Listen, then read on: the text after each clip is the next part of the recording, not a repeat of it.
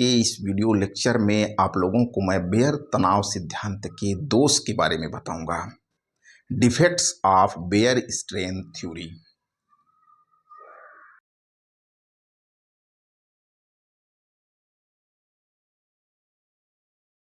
सिद्धांत के दोष, इससे पहले आप लोगों को मैं बेयर स्ट्रेन थ्योरी को थोड़ा सा रिकॉल करना चाहूँगा। आपने पिछले वीडियो लेक्चर में आपने बेयर स्ट्रेन थ्योरी के बारे में देखा होगा। बेयर कहते हैं कि जो नॉर्मल टेट्राहेड्रल स्ट्रक्चर होती है उससे डिफरेंट स्ट्रक्चर वाली जब भी कोई ज्यामिति बनेगी जिसका स्वरूप बंद श्रृंखला के रूप में होगा, जिसको हम लोग साइक्लो एलेकेंस कहते हैं, उनमें उनके बंद कोणों में तनाव होगा जिसको हम लोग बोलते हैं एंगल स्ट्रेन। मैं बात को दूसरे तरीके से कहूँ, ये नॉर्मल टेट्राहेड्रल है, इस तरीके से, और यहाँ पर 109.5 डिग्री या 109 डिग्री 28 मिनट बॉन्ड एंगल होता है। एक सामान्य चतुष्फलक में जो संयोजकताएं होती हैं वो चतुष्फलक के चारों कोनों की ओर डायरेक्टेड होती हैं।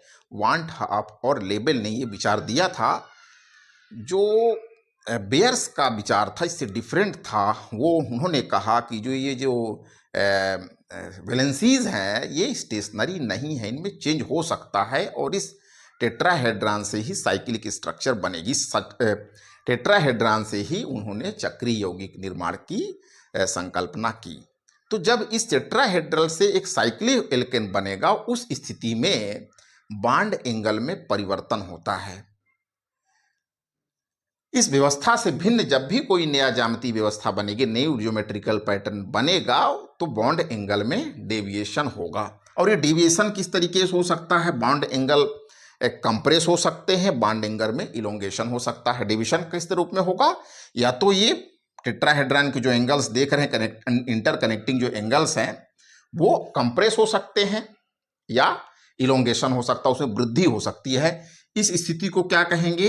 ये जो दिख रहा है, जो दूसरा जो है, ये जो सेकंड है, दिस इज डेविएशन, इसी को बोलते हैं एंगल स्ट्रेन। यही है एंगल स्ट्रेन। इसके बाहर भी हो सकता है।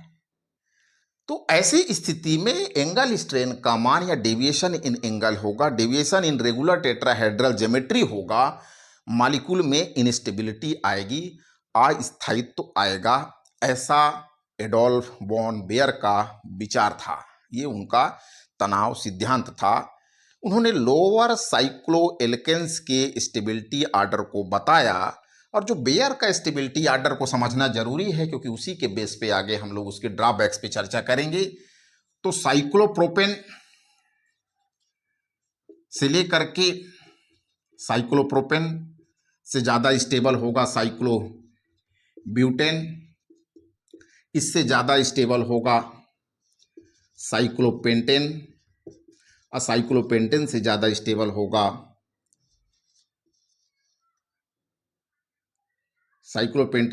स्टेबल होगा साइक्लोहेक्सेन। पर वास्तव में ऐसा है।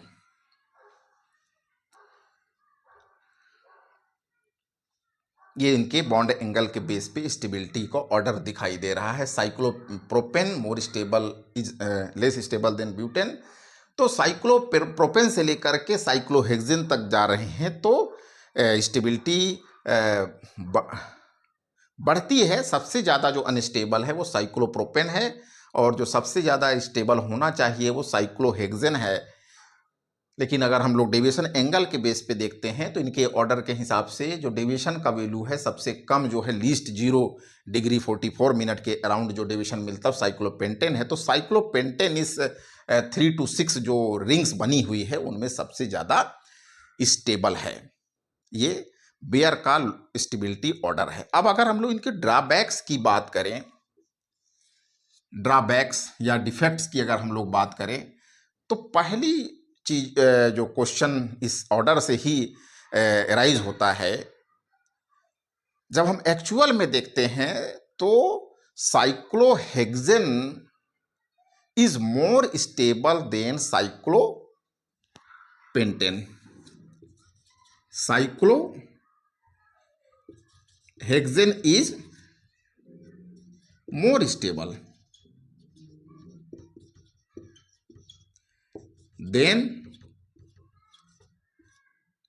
साइक्लोपेंटेन। C5H10 जो है वो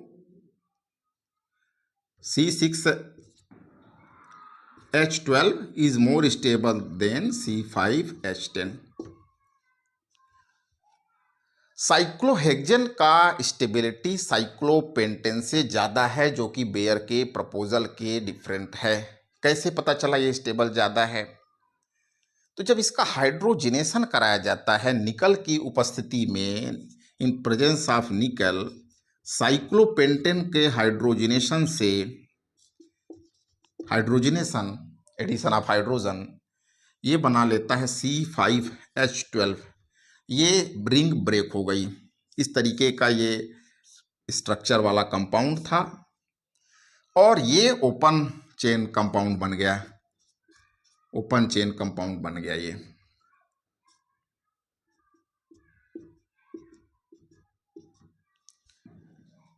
जबकि इसी कंडीशन में निकल के साथ अराउंड 300 डिग्री सेंटीग्रेड पर जब साइक्लोपेंटेन की हाइड्रोजन के साथ रिएक्शन होती है, या जिसको बोलते हैं हाइड्रोजिनेशन, कैटेलिटिक हाइड्रोजिनेशन कराया जाता है, तो ये रिंग ब्रेक हो जाती है और ये साइक्लोपेंटेन से नॉर्मल पेंटेन में चेंज हो गया। लेकिन C6H12 है, इस कंडीशन में निकल 300 डिग्री सेंटीग्रेड हाइड्रोजिनेशन नहीं होता है। This ring is stable. Cyclohexane जो है इन्हीं स्थितियों में स्थायी यौगिक की तरह बिहेव करता है।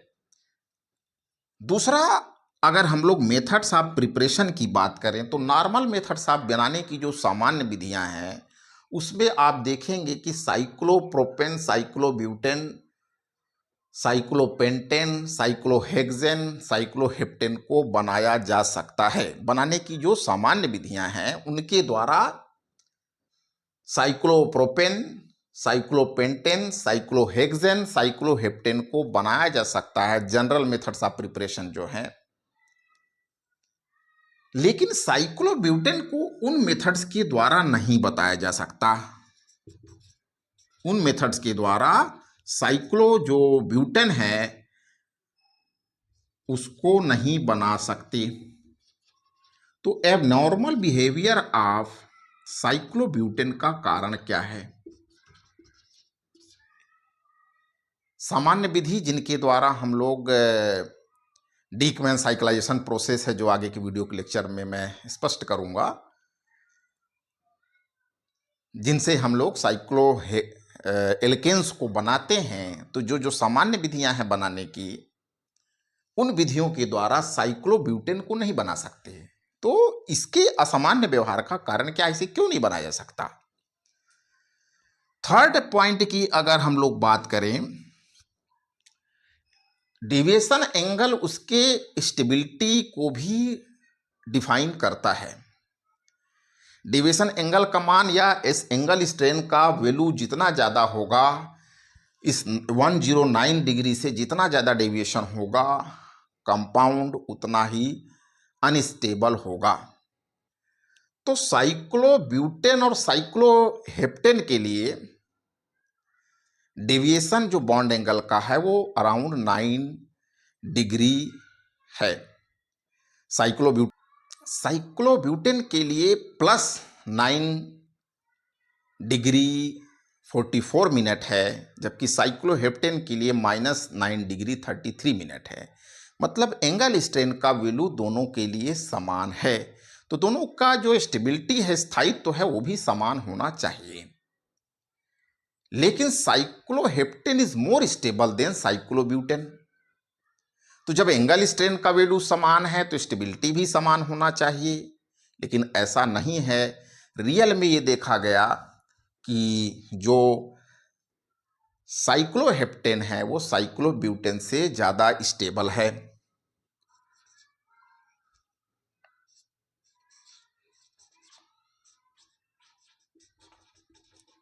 Cyclobutane is less stable than cycloheptane while deviation angles are same. विचलन कोण का मान समान है, लेकिन जब आप स्थायित्व को देखते हैं तो साइक्लोहेप्टेन जो है वो ज़्यादा स्थायी है। अगर मैं फोर्थ पॉइंट की बात करूं, फोर्थ ड्रॉबैक की बात करूं, इस प्रिंसिपल में ये माना जाता है या यह सिद्धांत इस यांत्रिक इस मैकेनिकल हाइपोथेसिस पर आधारित है कि जो बॉन्ड एंगल्स हैं या जो बॉन्डेड एटम्स हैं वो सेम प्लेन पर है। अगर मैं बात करूं इस तरीके से,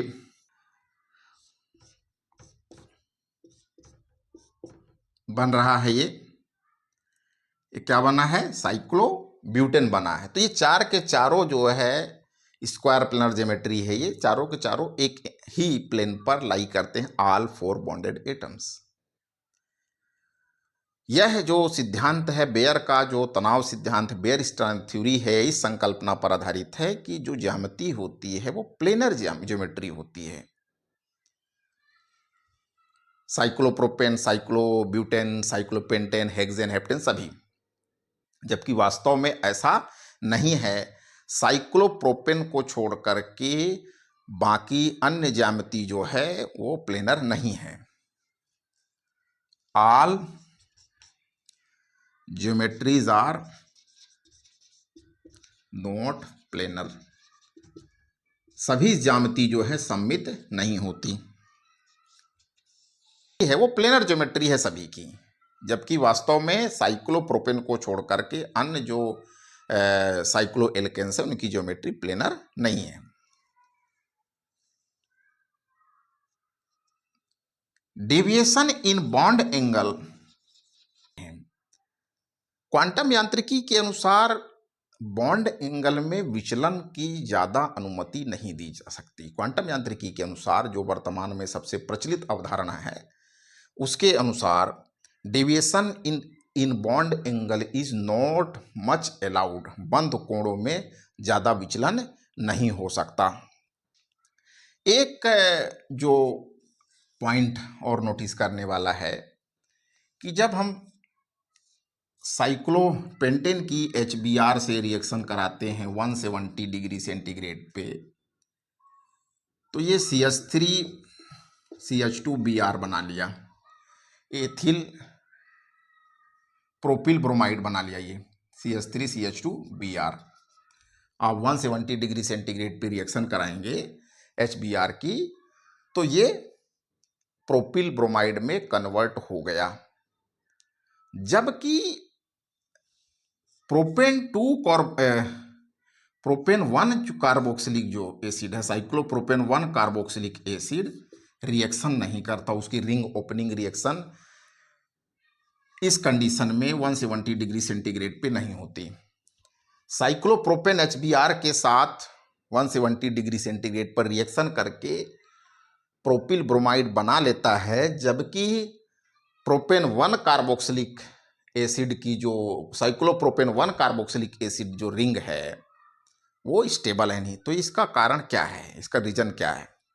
इनके स्टेबिलिटी ऑर्डर पर भी प्रश्न है कि विचलन एंगल के मान में एंगल स्ट्रेन का वैल्यू जैसे जैसे कम होता है स्टेबिलिटी बढ़ती है, और अगर डेविएशन एंगल का वैल्यू बढ़ेगा तो स्टेबिलिटी घटेगा, मतलब जो मॉलिक्यूल है वो अनस्टेबल होता जाएगा।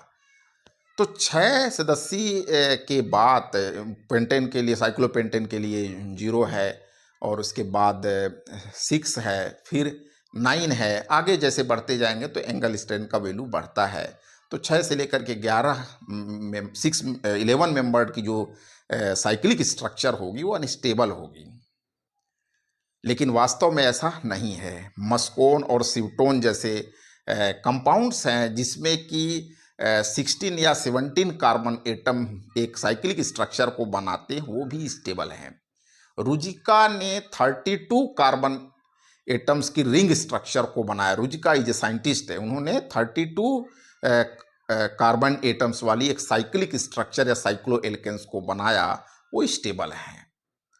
तो ऐसी बहुत सी कमियां हैं इनके स्ट्रक्चर्स में, जो इनके द्वारा प्लेनर स्ट्रक्चर प्रपोज्ड की गई है, जिनके द्वारा जो स्टेबिलिटी ऑर्डर प्रपोज्ड किया गया वो उतना परफेक्ट नहीं लगता है। हाउएवर जो लोअर साइक्लो एल्केन्स थे उनकी स्टेबिलिटी को एक्सप्लेन करने में काफ़ी हद तक यहाँ पे सफलता मिली। तो इस लेक्चर में इतना ही, आगे कुछ और हम लोग पॉइंट्स पे डिस्कस करेंगे।